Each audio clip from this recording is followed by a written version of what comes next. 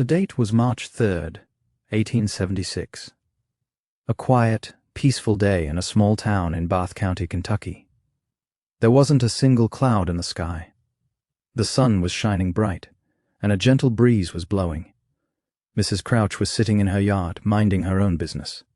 Suddenly, something large and wet slapped the ground right next to her. It wasn't a drop of rain.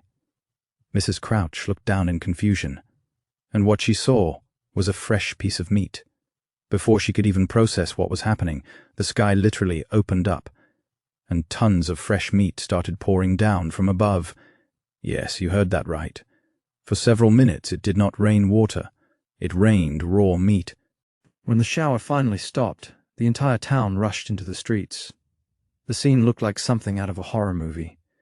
The roofs of houses, the branches of trees, fences, and open fields, everything was covered in fresh, bloody strips of meat.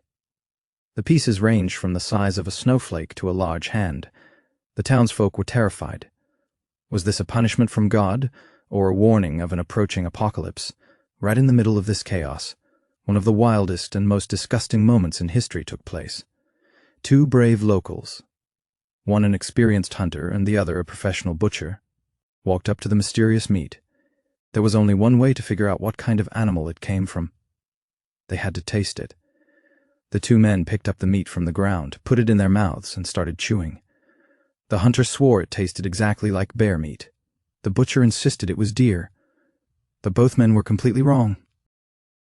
Word of the incident quickly reached the medical and scientific community in New York. Top professors and scientists rushed to the small Kentucky town. Samples of the meat were gathered, placed in chemical jars, and rushed to laboratories. No one could explain why meat would fall from a clear blue sky. The initial findings were shocking, and scientists were deeply divided. One group claimed it wasn't meat at all, but rather a special type of cyanobacteria, a type of algae that swells up when it comes into contact with moisture in the air.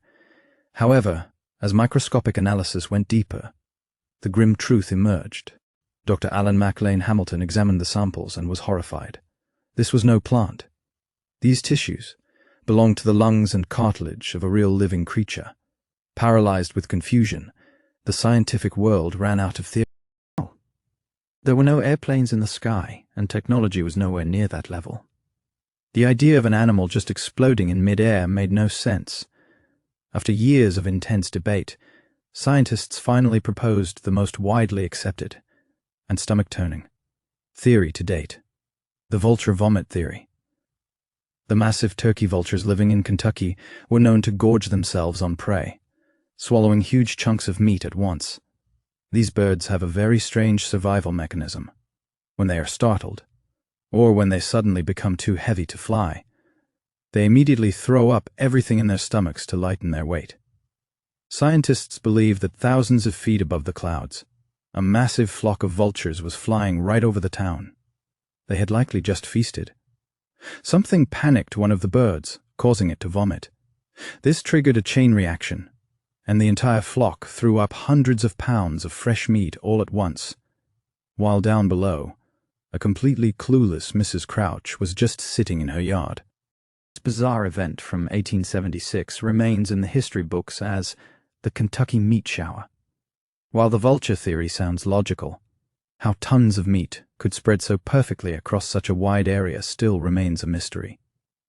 What do you think? Was this truly a disgusting act by a flock of birds? Or was it a mystical anomaly of nature that science still cannot explain? Let me know your thoughts in the comments below. If you love unexplained historical mysteries, don't forget to subscribe to Mystic Uncle and like this video.